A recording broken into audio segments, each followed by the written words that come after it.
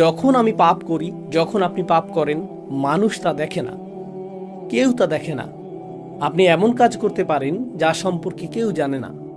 আপনি কারো সামনে চিহ্নিত নন, কোনো ক্যামেরা চালু ছিল না, কোনো সাক্ষী ছিল না, তাই না? মানুষ জানে না, আপনার বাবা মা জানে না, আপনার জীবনসঙ্গী জানে না, আপনার ভাই বোন জানে না, মানুষ জানে না। প্রথম যে শিক্ষা আল্লাহ আমাদেরকে দিচ্ছেন, কে জানলো বা না জানলো তাতে কিছু যায় আসে না। প্রত্যেকবার পাপ করার সময় আপনি যেন আল্লাহর সামনে বিবস্ত্র, আপনি আল্লাহর সামনে উন্মোচিত এবং আপনি নিজের সামনে উন্মোচিত। পাপের দুজন সাক্ষী থাকে। প্রথম সাক্ষী হলেন স্বয়ং আল্লাহ এবং দ্বিতীয় সাক্ষী আপনি নিজে। সেখানে অন্য কেউ ছিল কিনা তা বড় বিষয় নয়। যদি অন্য কেউ সেখানে থাকতো, আপনি লজ্জিত হতেন।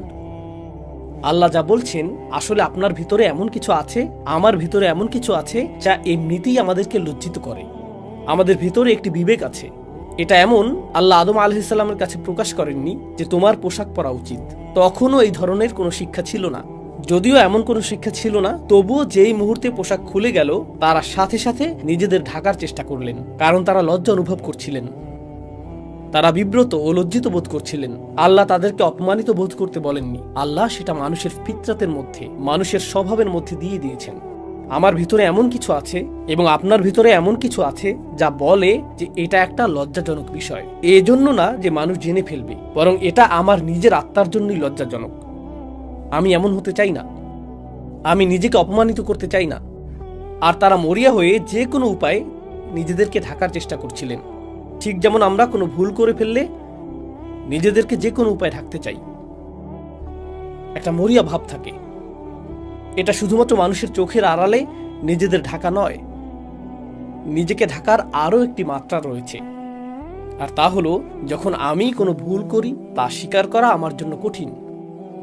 আমি ভান করতে চাই যে আমি বিবস্ত্র নই। নিজেকে রক্ষা করার জন্য, নিজেকে ঢাকার জন্য আমি সম্ভাব্য সব কিছুই করি। আপনি হয়তো এমন মানুষ চিনেন যাদের কাছে গিয়ে যদি বলেন আপনি কি কখনো ভুল করেছেন, তারা বলে না, আমি কখনো ভুল করিনি। আপনি কিসের কথা বলছেন? আমার একমাত্র ভুল ছিল আপনার কথা শোনা। তারা স্বীকার করে না যে তারা ভুল করে, তারা স্বীকার করে না যে তারা ভুল। অনেক ক্ষেত্রে আপনার পরিবারেই এমন মানুষ থাকে। আর যখন একজন মানুষের জন্য স্বীকার করা কঠিন হয় যে আমি আমার জীবনে কখনো ভুল কিছু বলিনি, তারা নিজের কাছেও তা স্বীকার করতে পারে না। জানেন এটা কি? তারা নিজেদেরকে ঢাকতে মরিয়া। তারা নিজেদেরকে একটি নেতিবাচক রূপে দেখাটা মেনে নিতে পারে না। তাই তাদের ভান করতে হয় যে কখনো কোনো ভুল হয়নি। তারা ঢাকতে থাকে এবং ঢাকতে থাকে। তাই এখন সেই অবস্থা থেকে আল্লাহ বর্ণনা করছেন, فعصى آدم ربه। এটা অনুবাদ করা কঠিন, কারণ নবীদের প্রতি আমাদের ইসমাত রয়েছে, নবীদের জন্য আমাদের সম্মান ও মর্যাদা রয়েছে। কিন্তু আল্লাহ যা বলার তাই বলেন, তাই না? والله يقول الحق وهو يهدي السبيل। আল্লাহ সত্য বলেন এবং তিনি সত্য প্রকাশে রাখঢাক করেন না। আয়াতটির আক্ষরিক অর্থ হলো আদম আলাইহিস সালাম তার রবের অবাধ্য হয়েছিলেন। আয়াতটি এটাই বলছে। فعصى آدم ربه فعصى آدم ربه। এখন এই ইসিয়ানের বিষয়টি, যেটিকে আমরা অবাধ্যতা হিসেবে অনুবাদ করছি, তা আসলে আসা বিশেষ্য থেকে এসেছে। আসা অর্থ লাঠি বা ছড়ি, যেমন মুসা আলাইহিস সালামের আসা, তাই না? আর আসার ধারণাটি হলো সুলব, কোনো কিছু কঠিন হওয়ার ধারণা, কোনো শক্ত জিনিস। পাপের ধারণাটি হলো আমার এবং আপনার হৃদয় স্বাভাবিকভাবেই কোমল হওয়ার কথা। এটা আল্লাহর স্মরণে পরিপূর্ণ থাকার কথা। আল্লাহ এভাবেই আমাদেরকে তৈরি করেছেন। আর যখন কোনো পাপ সংঘটিত হয় এবং তা উন্মোচিত হয়, সাথে সাথেই হৃদয় বলে তোমার ভুল ঢেকে ফেলো, তোমার ভুল ঢেকে ফেলো, প্রতিক্রিয়া দেখাও। তাই যে মুহূর্তে আমি পাপ করতে যাচ্ছি, সেই মুহূর্তে ক্ষণিকের জন্য আমার হৃদয় কঠিন হয়ে যায়, শক্ত হয়ে যায়। আর আমি নিজেকে বলি, আমি জানি এটা ভুল, কিন্তু এটা আমি করবই, আমি পরোয়া করি না। এটা নিয়ে ভাবা বন্ধ করো, শুধু এগিয়ে যাও, শুধু সামনে চলো। এবং আপনি আপনার ভেতরের ভালোটিকে স্তব্ধ করে রাখেন এবং নিজের বিরুদ্ধে কঠোরতা দেখান। পাপ কাজে লিপ্ত হতে আপনি নিজের বিরুদ্ধে কঠোর হয়ে ওঠেন। ঠিক সেই মুহূর্তে, স্থায়ীভাবে নয়, অন্তত সেই মুহূর্তে। তারপর আল্লাহ শুধু এই পর্যন্ত বলে ছেড়ে দেননি যে আদম তার অবাধ্য হয়েছিলেন, তারপর তিনি তওবা করেছিলেন এবং আল্লাহ তাকে ক্ষমা করেছিলেন। আমরা ঘটনাটি জানি, কিন্তু আল্লাহ আরও একটি শব্দ যোগ করেছেন।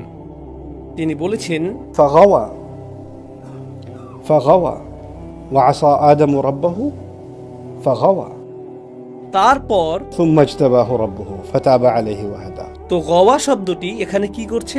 গওয়া শব্দটির সহজ অনুবাদ হলো তিনি পথ হারিয়েছিলেন বা পথ ভ্রষ্ট হয়েছিলেন, কিন্তু আরবিতে গাই অর্থ হলো ضل عن المطلوب। যখন একজন ব্যক্তি তার পথ হারিয়ে ফেলে, তার কোথাও যাওয়ার কথা ছিল কিন্তু সে অন্য পথে চলে গিয়েছে। আদম আলাইহিসসালাম যখন সেই ভুলটি করেন, তিনি এক মুহূর্তের জন্য অনুভব করেন, এখন আমি কি করব, আমার কি করা উচিত। প্রসঙ্গত তিনি প্রথম মানুষ এবং কোনো মানুষের দ্বারা সংঘটিত এটাই প্রথম ভুল। আল্লাহ তখনও নাজিল করেননি যে ভুল করলে ইস্তিগফার করো, তওবা করো, ভুল করলে আল্লাহর দিকে ফিরে এসো, ভুল করলে এই জিকির করো। যখন তুমি ভুল করো এর পুনরাবৃত্তি করো না, আল্লাহর কাছে প্রতিজ্ঞা করো তুমি আর ভুলটি পুনরাবৃত্তি করবে না। যখন তুমি ভুল করবে শুধু মনে রাখবে আল্লাহ আল গফুর আর রহিম, চিন্তা করো না। এর কোনো কিছুই তখনও নাজিল হয়নি, তিনি এর কিছুই জানেন না। আমরা জানি যে আল্লাহ এই বিষয়গুলো নাজিল করেছেন, কিন্তু তার কোনো ধারণাই নেই। তিনি শুধু এটুকুই জানেন যে তিনি জান্নাতে প্রবেশের আগে ইবলিসকে দেখেছিলেন, তিনি পুরো ঘটনাটি দেখেছিলেন। তিনি দেখেছিলেন আল্লাহ হুমকি দিচ্ছেন, আদমের সন্তানদের মধ্যে যারা ইবলিসের অনুসরণ করবে আমি তাদের দিয়ে জাহান্নাম পূর্ণ করব।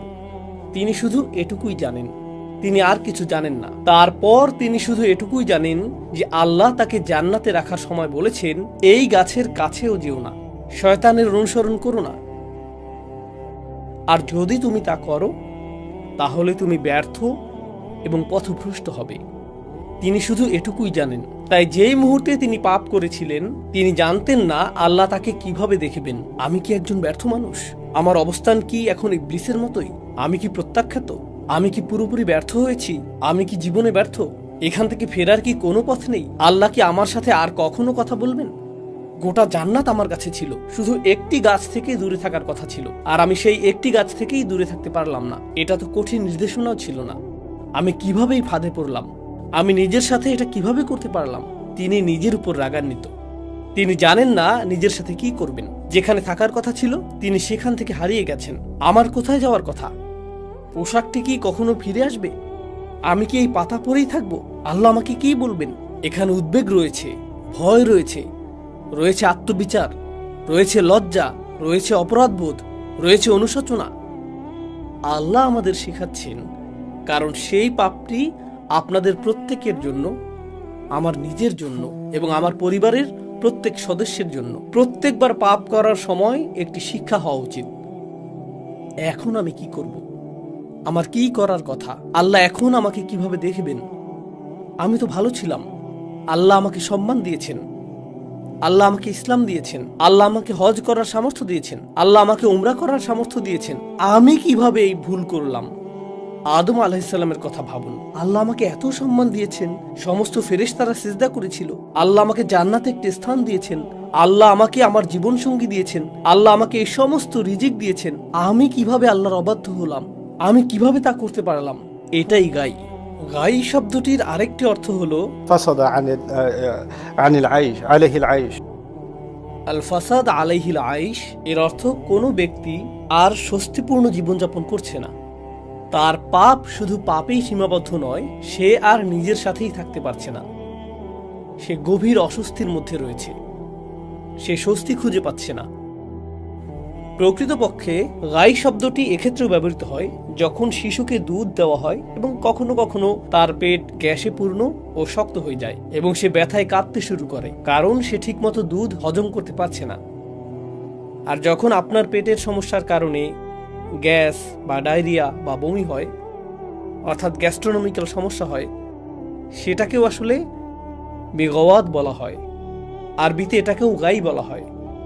আল্লাহ যেন বলছেন যে যখন সে এই ভুলটি করে তার ভেতরে কোনো একটি অস্বস্তি তৈরি হয় আর তার ভেতরে কোনো একটা অশান্তি সৃষ্টি হয়। সে নিজের সাথেই সহজ হতে পারে না। فإن له معيشة ضنك wanka. একই সূরায় এসেছে যে আল্লাহ ও তার রাসূলের অবাধ্য হবে সে একটি অস্বস্তিকর সংকুচিত সীমাবদ্ধ জীবনযাপন করবে। পাপ দেখতে ভালো, এটা আকর্ষণীয়, কিন্তু একবার আপনি তা করে ফেললে একটি অসুস্থতা বোধ চলে আসে। ঠিক যেমন মানুষ মাতাল হলে পরের দিন অসুস্থতা দেখা দেয়, একই সাথে পরিণতিও আসে। এটাই ফিতরা যা আল্লাহ সৃষ্টি করেছেন। যে কোনো বিষাক্ত জিনিস, আপনি হয়তো কোনো এক মুহূর্তে কোনো মাদক বা অ্যালকোহল বা অন্য কিছু থেকে এক ধরনের উন্মাদনা পেতে পারেন, অথবা জুয়া বা অন্য কিছু থেকে আপনি উত্তেজনা পেতে পারেন, কিন্তু এর প্রভাব কেটে যাওয়ার পর দেখতে পান যে আপনি এখন ঋণী, মানুষ আপনাকে খুঁজে বেড়াচ্ছে, আর আপনি আপনার পরিবারকেও ধ্বংস করে দিয়েছেন। এমন একজনের সাথে আমার সাক্ষাৎ হয়েছিল যার মদ্যপানের অভ্যাস ছিল। সে বলল, আমি মদ্যপান ছেড়ে দিয়েছি। কেন? কারণ একদিন সকালে আমি ঘুম থেকে উঠে দেখি আমার হাতে রক্ত মাখা, আর আমি জানতামও না এটা কার রক্ত। রাস্তা দিয়ে হাঁটার সময় যে লোকটি আসছে, এটা কি সেই লোক যাকে আমি মেরেছিলাম? এখন কি সে আমাকে মেরে ফেলবে? তাই আমি সারাদিন ভয়ে ভয়ে ঘুরে বেড়াতাম, কারণ আমি জানি না কাকে আমি মেরেছিলাম। সুবহানাল্লাহ। তারা এর মধ্যেই বাস করে। আপনি একটি পাপ করেন এবং এর সাথে আসে এক অস্বস্তিকর জীবন, এর সাথে আসে এই অস্থিরতা। আদম আলাইহিস সালাম এই অস্থিরতার মধ্যেই ছিলেন। এটা বোঝা জরুরি, কারণ যখন আপনি সেই অস্থিরতার মধ্যে থাকেন এবং আপনি পথ হারিয়ে ফেলেন, তখন আপনার মনে হয় আপনার আশা শেষ, নিজেকে মুক্ত করার জন্য আপনার কিছুই করার নেই, যা আসলে একটি খ্রিস্টান ধারণা। আদম সেই ফল খেয়েছিলেন, তা আমি আপনাদের আগেই বলেছিলাম। তার মুক্তি এখন অসম্ভব। এর সংশোধনের জন্য তার কিছুই করার নেই। আপনি যতই ভালো কাজ করুন না কেন, আপনি সব কিছু নষ্ট করে ফেলেছেন। আপনি যতই প্রার্থনা করুন, যতই দান করুন, যতই তওবা করুন, আমি জানি আপনি আসলে কি। আমি জানি আপনার ভিতরের শয়তানি। আপনি যথেষ্ট ভালো নন, আপনার সকল কাজ মূল্যহীন। আর জানেন, ইবলিস এই ধারণাটি মুসলিমদের কাছে বিক্রি করতে খুব পারদর্শী। ঠিক গতকাল একজনের সাথে আমার সাক্ষাৎ হয়েছে, যে আমাকে বলেছে, আমি কোরআন তেলাওয়াত করি, আমি ইবাদত করি, আমার মনে হয় আমি আল্লাহর সাথে সংযুক্ত নই, এর কোনো কিছুই কোনো কাজে আসছে না। আপনার কি মনে হয় এই ধারণাটি কোথা থেকে এসেছে? সে এমনকি বলেছে, আমি অন্য মানুষকে দেখি, তারা কোরআন তেলাওয়াত করে, তারা ইবাদত করে, তারা আমার চেয়ে অনেক বেশি ভালো কাজ করে। আপনার এই ধারণা কোথা থেকে আসে? আপনি ভাবেন তারা ভালো কাজ করছে, আর আপনার আমল কোনো কাজেই আসছে না। তুলনার এই ধারণা কে চায় আপনি তুলনা করেন? ইবলিস চায় আপনি তুলনা করেন, কারণ সে তুলনা করেছিল। ইবলিস চায় আপনি ভাবুন আপনি যাই করেন তা যথেষ্ট নয়, কারণ তার উদ্দেশ্য হলো আপনাকে বিশ্বাস করানো যে আপনি যথেষ্ট ভালো নন। আপনি এতটাই ভালো যে সমস্ত ফেরেশতারা সিজদা করেছিল। কিন্তু ইবলিসের কাজ হলো আপনাকে বোঝানো আপনার কোনো কাজই আপনাকে মুক্তি দিতে পারে না, আপনি একটি ভুল করছেন আর আপনি শেষ। কেন? কারণ ইবলিস একটি ভুল করেছিল এবং সে বিশ্বাস করেছিল সে শেষ। সুতরাং সে চায় আপনি তাই বিশ্বাস করুন যা সে বিশ্বাস করে। আসলে এটাই গাই। যেমনটি আল্লাহ বলেছেন, আদম ভুল করার পর এই গাই অনুভব করেছিলেন। হারিয়ে যাওয়ার এই অনুভূতি, এই অস্বস্তি, এই যে আমি আমার পথ হারিয়ে ফেলেছি, আমি যেখানে ছিলাম সেখানে নেই, ঠিক এই অনুভূতিটাই ইবলিস অনুভব করেছিল। সে আল্লাহকে বলেছিল, فبما أغويتني একই শব্দমূল থেকে, আপনি আমাকে গাই অনুভব করিয়েছেন এবং সেই কারণেই আমি তাদেরকে পথভ্রষ্ট করব। সে অনুভব করেছিল যে সে গাইয়ের অভিজ্ঞতা লাভ করেছে, তাই সে চায় আদম সন্তানেরা এবং স্বয়ং আদমও গাইয়ের অভিজ্ঞতা লাভ করুক। فغوى এবং এই দুর্বল মুহূর্তে খ্রিস্টানরা বলে আপনার মুক্তি অসম্ভব। আমি আরেকটি প্রোগ্রামে দর্শকদের বলেছিলাম যে আপনি যদি বিশ্বজুড়ে পুরনো গির্জাগুলিতে যান, আপনি লক্ষ্য করবেন বিশেষ করে ক্যাথলিক গির্জাগুলোতে তাদের জানালাগুলো খুবই অন্ধকার। তাদের জানালায় কালো দাগ থাকে। দেখবেন ভবনটি খুবই অন্ধকারাচ্ছন্ন, খুব উঁচু ছাদ, আর ভেতরে প্রবেশ করলে আপনি এক প্রকার ভয় পেয়ে যাবেন। বড় গির্জা আছে এমন শহরগুলিতে, যদি কখনো ঘুরে থাকেন, যদি আপনি কোনো মসজিদের কাছে যান, আপনি স্বস্তি অনুভব করবেন। কোনো গির্জার পাশ দিয়ে হেঁটে গেলে হাঁটার গতি বাড়িয়ে দেন, তাই না? আপনি যদি একটি বড় গির্জায় প্রবেশ করেন, দেখবেন সেখানে অনেক অন্ধকার। সামনের দিকেই যিশু অথবা মেরির কোনো চিত্র বা দেয়ালে খোদাই করা মূর্তি থাকে, এবং সেটি সবসময় সাদা বা স্বচ্ছ কাচ দিয়ে করা হয়, কালো কাচ নয়। কেন? কারণ তারা চায় সেখান থেকে সূর্যের আলো ভেতরে আসুক যাতে আপনি অনুভব করেন যে আপনার জীবন অন্ধকারে ঘেরা এবং আলো একমাত্র যিশুর কাছেই রয়েছে। ইসলামে এই ধারণাটি এরকম, মূলত আপনার ভেতরে একটি আলো রয়েছে, আপনার ভেতরে একটি ফিতরা রয়েছে, এবং সেই প্রত্যাদেশ আল্লাহ আমাদের যে বার্তা দিয়েছেন সেটিও আলো। আপনার ভেতরের আলো আল্লাহর বাণীর আলোর সাথে মিলিত হয়। আল্লাহ এটিকে বর্ণনা করেছেন নূরুন আলা নূর হিসেবে। তিনি এটিকে এভাবেই বর্ণনা করেছেন। তাদের ধারণা হলো আপনি অন্ধকারে রয়েছেন এবং আলো খুঁজে পাওয়ার একমাত্র মাধ্যম এমন কেউ যাকে রক্তাক্ত করে উৎসর্গ করা হয়েছিল। সুবহানাল্লাহ। আল্লাহ আমাদের চমৎকার একটি ধর্ম দিয়েছেন যেখানে আমরা ভুল করলেও এর অর্থ এই নয় যে আমাদের আলো অদৃশ্য হয়ে গেছে। এর অর্থ এই নয় যে আমরা এখন শেষ হয়ে গেছি, আমরা ভেঙে পড়েছি। প্রকৃতপক্ষে সূরা নূরে যখন কেউ অনেক পাপ করে, আল্লাহ তার পাপকে এমন কারোর সাথে তুলনা করেছেন যে সমুদ্রের মধ্যে ডুবে যাচ্ছে, অন্ধকার রাতে, ঝড়ের কবলে, আকাশে মেঘ আর পানিতে আলো প্রবাহের সমস্যা হলো আপনি যত গভীরে যাবেন তত অন্ধকার হতে থাকবে, তত অন্ধকার হতে থাকবে, তত অন্ধকার হতে থাকবে। এবং আপনি যখন সমুদ্রের গভীরে পৌঁছে যাবেন সেখানে রয়েছে সুনামির ঢেউয়ের উপর ঢেউ, তাই না? موج من فوقه موج من فوقه سحاب। আল্লাহ এভাবেই বর্ণনা করেছেন সে তলদেশে রয়েছে। এখন এই ব্যক্তিটি সমুদ্রের তলদেশে, সেখানে কোনো আলো নেই, আর তারপর আল্লাহ বলছেন إذا أخرج يده لم يكد يراها। তিনি বলেননি যে, إذا أخرج يده لم يرها।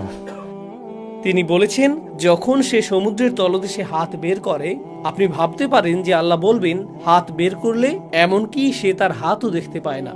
আল্লাহ বলছেন যখন সে হাত বের করে সে প্রায় তার হাত দেখতে পায় না, এমনকি তখনও সে তার হাত কিছুটা দেখতে পায়। দেখার জন্য আপনার আলো প্রয়োজন। আর আল্লাহ বর্ণনা করছেন যে আপনি সমুদ্রের তলদেশে আছেন যেখানে কোনো আলো নেই। তাহলে আলোটা আসছে কোথা থেকে? আপনি কিভাবে আপনার হাত কিছুটা দেখতে সক্ষম হচ্ছেন? আপনার ভেতরে একটি আলো রয়েছে, আপনার ভেতরে একটি আলো রয়েছে, এবং সেই আলোই আপনার এবং আমার তওবা করার জন্য যথেষ্ট। এখন আমি আপনাদের থেকে বিদায় নেওয়ার আগে আল্লাহর এই বাণীগুলোকে লক্ষ্য করুন। আল্লাহ বলেছেন আদম পিছলে গিয়েছিলেন, তিনি পতিত হয়েছিলেন, তিনি পথ হারিয়েছিলেন আলাইহিস সালাম। তিনি জানেন না তিনি কি করবেন, তিনি এমনকি জানেন না কিভাবে আল্লাহর কাছে ক্ষমা চাইতে হয়, তিনি এমনকি জানেন না যে কি করলে আল্লাহ সন্তুষ্ট হবেন। আর আল্লাহ বলছেন فاجتباه ربه فتاب عليه وهدى ثم هدى। তিনি বললেন ثم اجتباه ربه। অতঃপর তার রব তাকে মনোনীত করলেন, তাকে বেছে নিলেন। বেছে নিলেন কেন? আল্লাহ এমন কাউকে বেছে নেবেন যে ব্যর্থ হয়েছে? আপনি তো সফল মানুষদের বেছে নেন। আপনি এমন কাউকে বেছে নেন যে কিছু অর্জন করেছে, তখনই আপনাকে বেছে নেওয়া হয়। আপনি সেরা মানুষ বেছে নেন। আপনি এমন মানুষ বেছে নেন যারা ভুল করে না। আল্লাহ বলেছেন তিনি আদম আলাইহিস সালামকে ঠিক সেই মুহূর্তে বেছে নেন যখন তিনি ভুলটি করেছিলেন। যখন তিনি ভুলটি করেছিলেন। ভুল করলে আমাদের রব আমাদেরকে ত্যাগ করেন না। প্রকৃতপক্ষে সেই মুহূর্তেই তিনি আমাদেরকে বেছে নেন। তাহলে এর অর্থ কি? তিনি আমাদেরকে এমন বাণী শিখানোর মাধ্যমে বেছে নেন যা আমরা তার কাছে প্রত্যাবর্তনের জন্য বলতে পারি। এটা আল্লাহর পক্ষ থেকে একটা সম্মান। অধিকাংশ মানুষ জানে না কিভাবে সৃষ্টিকর্তার কাছে ফিরে আসতে হয়, তারা জানে না। এবং আদম আলাইহিস সালামকে সেই শব্দগুলো দেয়া হয়েছিল, ربنا ظلمنا أنفسنا وإن لم تغفر لنا وترحمنا لنكونن من الخاسرين। তাকে এই অসাধারণ শব্দগুলো প্রদানের জন্য বেছে নেওয়া হয়েছিল। আমরা নিজেদের উপর জুলুম করেছি, আর আপনি যদি আমাদের ক্ষমা না করেন এবং আপনার করুণা না দেখান, তবে আমরা অবশ্যই ক্ষতিগ্রস্তদের অন্তর্ভুক্ত হব। কি চমৎকার কথা! আদম আলাইহিস সালামকে জান্নাত থেকে বের করে পৃথিবীতে নামিয়ে দেয়া হয়েছিল। আদম আলাইহিস সালাম আল্লাহর অবাধ্য হয়েছিলেন, তার পোশাক খুলে নেওয়া হয়েছিল। আদম আলাইহিস সালামের সাথে অনেক লজ্জাজনক ঘটনা ঘটেছে, এবং সেই সমস্ত লজ্জার শেষে তিনি এই শব্দগুলোর মাধ্যমে আল্লাহর দিকে ফিরেন এবং বলেন, হে আল্লাহ, আপনি যদি ক্ষমা না করেন এবং রহমত প্রদর্শন না করেন, আমি ক্ষতিগ্রস্তদের অন্তর্ভুক্ত হব। এর অর্থ কি? আমি এখনো ক্ষতিগ্রস্তদের অন্তর্ভুক্ত নই। যা কিছু ঘটেছে এখনো আমি খসির নই, এখনো ক্ষতিগ্রস্ত নই। আমি ক্ষতিগ্রস্ত হব যদি আপনি আমাকে ক্ষমা না করেন। তিনি বিশ্বাস করেন না যে আল্লাহ তাকে ক্ষমা করবেন না, বা তিনি ক্ষমার অযোগ্য, তিনি তা বিশ্বাস করেন না। আল্লাহ তাকে এই শব্দগুলো দিয়েছেন এটা জানানোর জন্য যে তোমাকে ক্ষমা চাইতে হবে। খ্রিস্টান ধারণাটি হলো তুমি ক্ষমার অযোগ্য। ইহুদি ধারণাটি ছিল তোমার ক্ষমা চাওয়ারই প্রয়োজন নেই, ঈশ্বর তোমাকে অনেক বেশি ভালোবাসেন, তিনি নিজে থেকেই ক্ষমা করে দিবেন। আদমকে বলা হচ্ছে তোমার ক্ষমা নিশ্চিত নয়, বরং তোমার শাস্তিও নিশ্চিত নয়। তোমাকে দেখাতে হবে যে তুমি সত্যি অনুতপ্ত। সুতরাং তুমি যা করেছো তার জন্য তোমাকে দায়িত্ব নিতে হবে। রব্বানা যালামনা আনফুসানা, আমি দায়িত্ব নিচ্ছি। হে আল্লাহ, আমরা নিজেদের প্রতি জুলুম করেছি, এখন আমরা আপনার ক্ষমা চাই। আর যদি আমরা আপনার ক্ষমা না পাই তবে আমরা ক্ষতিগ্রস্তদের অন্তর্ভুক্ত হব। وإن لم تغفر لنا وترحمنا لنكونن من الخاسرين। সুতরাং আল্লাহ বলেন ফাতাবা আলাইহি, যখন আপনি আন্তরিকভাবে আল্লাহর দিকে ফিরেন তখন ভুলটা কি ছিল তা কোনো বিষয় নয়। কিন্তু ভুলের আগে এবং ভুলের পরে দুটি ভিন্ন জীবন। ভুলের আগে তিনি ছিলেন জান্নাতে, ভুলের পরে তিনি পৃথিবীতে, তাই না? ভুলের আগে আপনি যা খুশি খেতে পারতেন, যেখানে খুশি যেতে পারতেন, إنك لا تظمأ فيها ولا تضحى। কোনো তৃষ্ণা নেই, ক্ষুধা নেই। এটা ছিল ভুলের আগের জীবন। ভুলের পরে ছিল পরিশ্রম, পরিবর্তিত আবহাওয়া, বিপদ আপদ। জীবন এখন ভিন্ন। আপনি হয়তো বলতেন আল্লাহ আমাকে কত ভালোবাসতেন, জান্নাত ছিল আমার, আর এখন আমাকে এই পৃথিবীতে থাকতে হচ্ছে, জীবন এখানে কঠিন। ইস, আমি যদি কখনোই ভুল না করতাম। না না না না না না, আপনি অনুশোচনা নিয়ে পেছনে ফিরে তাকান না এবং বলেন না আমি পড়ে গিয়েছিলাম। এর অর্থ শুধুমাত্র এই যে একটি ভুলের পরে আল্লাহ আপনাকে একটি নতুন বাস্তবতা দেন এবং এখন আপনাকে সেই নতুন বাস্তবতার মুখোমুখি হতে হবে। আগামীকাল হবে আরেকটি বাস্তবতা, পরশু হবে আরেকটি বাস্তবতা। প্রতিটি নতুন বাস্তবতার সাথে আপনি হয়তো ভিন্ন ধরনের ভুল করার চ্যালেঞ্জের সম্মুখীন হবেন। আপনি এবং আমি যখন জীবনে যাত্রা অব্যাহত রাখব, নতুন ধরনের চ্যালেঞ্জ আসতে থাকবে, নতুন ধরনের ভুলের সুযোগ আসতে থাকবে এবং আমরা সেগুলো এড়ানোর জন্য সর্বোচ্চ চেষ্টা করব। কিন্তু কখনো কখনো আমরা পিছলে যাব এবং পড়ে যাব। আর যখন আমরা পিছলে যাই এবং পড়ে যাই, আমরা বলবো না যে ইস, গত রমজান আমি কত ভালো ছিলাম, আমি জানি না এখন আমার কি হয়েছে। আমি যখন হজ করেছিলাম তখন অনেক ভালো ছিলাম, আমি আল্লাহর অনেক কাছাকাছি ছিলাম, জানি না কিভাবে সব তালগোল পাকিয়ে ফেলেছি, আমি এখন একজন ব্যর্থ মানুষ। আপনি পেছনে ফিরে তাকাতে থাকবেন না এবং বলবেন না যে আগের অবস্থা ভালো ছিল, এখন কি হলো। কারণ যদি তেমনটা ঘটতো, আদম আলাইহিসসালাম পেছনে ফিরে তাকাতেন, ও মাই গড, জান্নাতের ফল কত চমৎকার ছিল, এখন আমাকে এই কলা খেতে হচ্ছে। তিনি জীবনকে সেভাবে দেখেননি। তিনি শুধু বুঝেছেন আল্লাহর কাছ থেকে তার শুধুমাত্র এখন ক্ষমাই প্রয়োজন এবং সেই ক্ষমা পাওয়ার সবচেয়ে সহজ উপায় হলো শুধু আন্তরিকভাবে আল্লাহর কাছে ক্ষমা চাওয়া এবং নিজের জীবন নিয়ে এগিয়ে যাওয়া। সামনে এগিয়ে চলা, পেছনে নয়, সামনে এগিয়ে যাওয়া। তিনি এমনকি আল্লাহকে কখনোই জিজ্ঞেস করেননি, হে আল্লাহ, আমি কি জান্নাতে ফিরে যেতে পারি? আমি দুঃখিত, আমি কি ফিরে যেতে পারি? তিনি তা করেননি, কারণ আল্লাহ মানুষকে পেছনে যাওয়ার জন্য তৈরি করেননি, আল্লাহ মানুষকে সামনে যাওয়ার জন্য তৈরি করেছেন। আমরা এগিয়ে যাই, আমরা পেছনে যাই না। সুতরাং ওয়া ইল্লাম তাগফির লানা ওয়া তারহামনা লানাকুনান্না মিনাল খাসিরিন। যখন তিনি তওবা করলেন, আল্লাহ বলেন ফাতাবা আলাইহি, আল্লাহ তার তওবা কবুল করলেন। আল্লাহ বলেননি আমাকে তোমার এত কোরবানি এবং এত রক্ত এবং এত কিছু দিতে হবে। না না না না, কোনো জটিলতা নেই। যখন আপনি আল্লাহর কাছে ফিরে আসেন এবং ক্ষমা চান, এটুকুই যথেষ্ট, এটা যথেষ্ট, তওবা সম্পূর্ণ। এবং শুধু তাই নয়, এরপর আল্লাহ বলছেন ওয়াহাদা, তারপর আল্লাহ তাকে পথ দেখিয়েছেন। ঠিক আছে, তুমি যে ভুল করেছো আমরা এখন তা পার করে এসেছি, বরং এখন থেকে আমি তোমাকে তোমার জীবনযাপনের জন্য নির্দেশনা দিচ্ছি। এখন থেকে আমি তোমাকে সাহায্য করছি, আমি তোমাকে আবার উঠে দাঁড়াতে সাহায্য করছি। এটি এমনই চমৎকার ধর্ম যে যখন কোনো ব্যক্তির পদস্খলন ঘটে, আল্লাহ তাকে বেছে নেন, فاجتباه ثم اجتباه ربه। তারপর তিনি তার তওবা কবুল করেন। তিনি বলেন কোনো সমস্যা নেই। তিনি শুধু তার তওবাই কবুল করেন না, তিনি তাকে নতুন উচ্চতায় নিয়ে যান। يرفع الله الذين آمنوا منكم والذين أوتوا العلم درجات। আল্লাহ তোমাদের মর্যাদা বৃদ্ধি করবেন। তোমাদের মর্যাদা বৃদ্ধি করার অর্থ কি? তোমরা আগে নিম্নতর মর্যাদায় ছিলে, তারপর তোমরা আরো উঁচুতে উঠবে। আপনি যদি ইতিমধ্যে উঁচুতে থাকেন, তখন তো আর উপরে ওঠার প্রয়োজন নেই। উঁচুতে যাওয়ার জন্য আপনাকে নিচু কোনো স্থানে থাকতে হবে। তাই যখন আমরা ভুল করি, আমরা আল্লাহর আরো নিকটবর্তী হওয়ার সুযোগ পাই। আমরা হেদায়েতের পথেই নিজেকে প্রতিজ্ঞাবদ্ধ রাখার সুযোগ পাই। শুধু তওবার দোয়া করাই যথেষ্ট নয়, এটা যথেষ্ট নয়। এই বিষয়টি দিয়েই আমি উপসংহার টানছি। আয়াতটি বলছে আমাদেরকে আল্লাহর কাছে ক্ষমা চাইতে হবে এবং তারপর আমাদেরকে আল্লাহর হিদায়াত গ্রহণ করতে হবে। এর দুটি অংশ, ক্ষমা চাও এবং তারপর তার হিদায়াত গ্রহণ করো। আদম আলাইহিস সালামকে পৃথিবীতে পাঠানোর সময়ও তিনি এটাই বলেছিলেন, فإما يأتينكم مني هدى فمن تبع هداي فلا خوف عليهم ولا هم يحزنون। অবশ্যই হেদায়েতের প্রতি প্রতিজ্ঞাবদ্ধ থাকবে। এই আয়াতেও তিনি তার তওবা কবুল করেছেন এবং তারপর তাকে হেদায়েত দিয়েছেন। অনেক মুসলিমের ক্ষেত্রে যা ঘটে, তারা কোনো হেদায়েত ছাড়াই তওবার প্রতি আসক্ত হয়ে পড়ে। আমি পাপ করেছি, তাই এই বছর আমাকে উমরা করতে হবে। আচ্ছা, এটাই আপনার তওবা? দারুণ। আমি ইতিকাফে বসবো, এটাই আমার তওবা। আর তারপর একই ভুল, তারপর তওবা, তারপর একই ভুল, তারপর তওবা। এখানে যা অনুপস্থিত তা হলো তওবার পরে হিদায়াতের প্রতি প্রতিজ্ঞাবদ্ধ হওয়া উচিত, তাই না? সেই অংশটি অনুপস্থিত।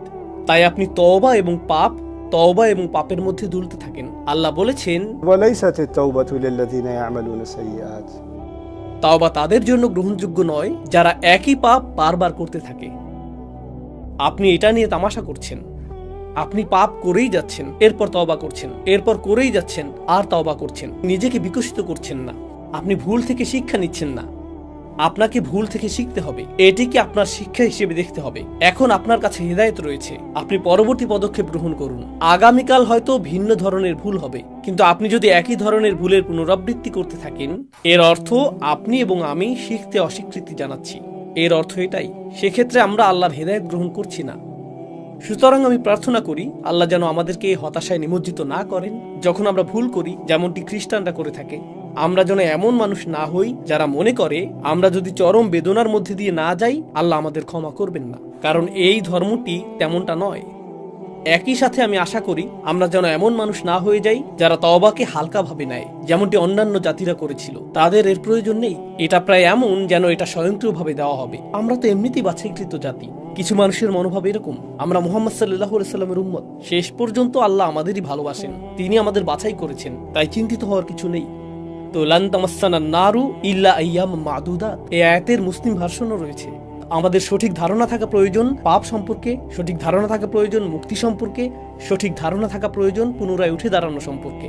আমি দোয়া করি আল্লাহ যেন আমাদের প্রত্যেককে পুনরায় উঠে দাঁড়াতে এবং তার আরো নিকটবর্তী হতে সাহায্য করেন এবং আমাদের সমস্ত ভুল ক্ষমা করে দেন। بارك الله لي ولكم في القرآن الحكيم ونفعني وإياكم بالآيات والذكر الحكيم।